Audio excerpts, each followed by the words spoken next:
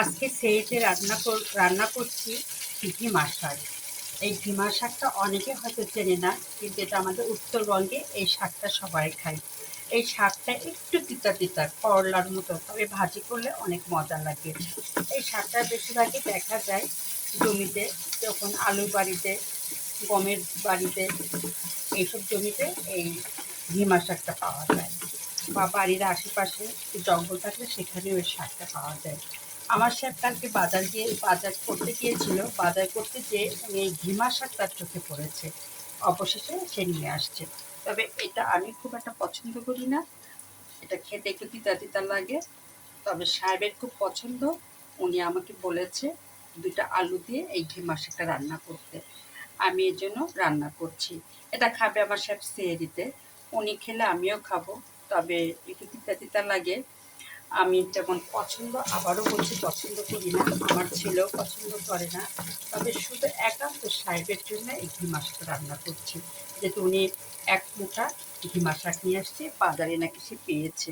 এই দেখুন আমি সুন্দর করে বেছে কুচি কুচি করেছি, তার সঙ্গে একটু আলু কেটে দিয়েছি, কারণ উনি বলেছে একটু আলু দিতে, তাতে কি হবে তিতাটা নাকি কম বোঝা যাবে।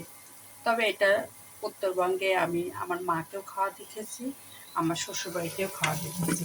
আমার শাশুড়ি অনেক মজা করে রান্না করতো, এবং আমার মাও খুব সুন্দর করে রান্না করতো। তবে আমি রান্না তেমন কতটুকু ভালো পারি আমি জানি না, তবে বরাবর তো রান্না করেই যাচ্ছি। আর যেহেতু সাহেব ঘিমা শাক নিয়ে আসছে, মা শাশুড়ি দুজনের কাছে রান্না শিখেছি, দুজনের কাছ থেকে জেনেছি কিভাবে রান্না করে।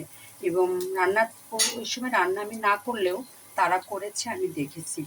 আর আমি এই জন্য আমিও আজকে রান্না বসাই দিলাম ঘিমা শাক। এই ঘিমা শাকটা অনেক সুস্বাদু হবে, আর এটা প্রায় একটু মনে হয় করলার মতো স্বাদ আসবে, একটু তিতা তিতা। তবে এটা শরীরের জন্য খুব উপকারী। শরীর নাকি ব্যথা বেদনা থাকলে নাকি কমে যায়। এবং আমি শুনেছি এটা শাকটা উপকারী, এই জন্য হয়তো আমার সাহেব নিয়ে আসছে।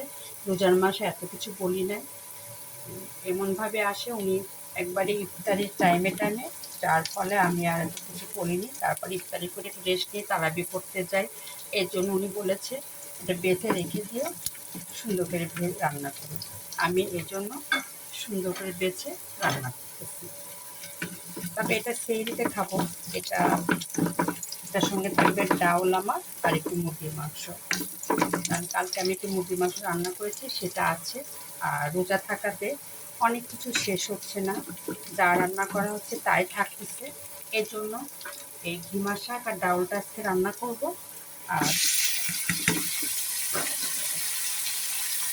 মাংস ফ্রিজে আছে, ওটা আমরা দেখবো। আর ইফতারি টিফতারি টাইমে চলবে। আজকে এখন আমি রান্না করলাম ঘিমা শাক। এটা উত্তরবঙ্গে মনে হয় এই শাকটা বেশি সবাই চেনে।